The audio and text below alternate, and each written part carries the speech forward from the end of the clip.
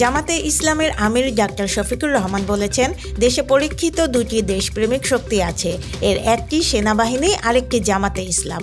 আওয়ামী লীগ বাংলাদেশকে ভারতের কাছে ইজারা দিয়েছিল। ক্ষমতার জন্য ষড়যন্ত্র করে প্রাণ কেড়ে নিয়েছে বিডিআরের। আওয়ামী লীগ একটি ষড়যন্ত্রকারী দল। চাঁদপুরের হাইমচর উপজেলার মেঘনা নদীতে এমভি আলবাখেরা নামে একটি সারবাহী জাহাজের খুন হওয়া 7 জনের পরিচয় মিলেছে।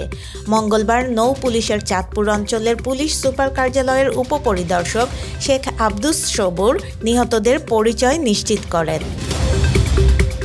রেলপথ মন্ত্রণালয়ের উপদেষ্টা মোহাম্মদ ফাউজুল কবির বলেছেন, আমাদের যে কোনো প্রকল্পের ব্যয় ভারত কিংবা আশপাশের দেশের তুলনায় বেশি।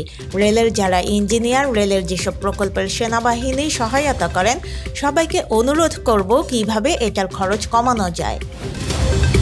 বিএনপির ভাইস চেয়ারম্যান আব্দুস সালাম পিন্টু 17 বছর পর কারাগার থেকে মুক্তি পেলেন।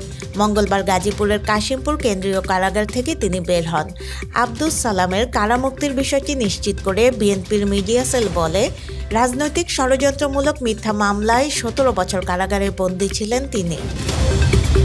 সংযুক্ত আরব আমিরাতে ভ্রমণের জন্য আগামী ফেব্রুয়ারি থেকে বাংলাদেশিদের জন্য ভিসা উন্মুক্ত করা হবে, এমন তথ্য জানিয়েছেন আমিরাতে নিযুক্ত বাংলাদেশ রাষ্ট্রদূত আব্দুল্লাহ হামুদি।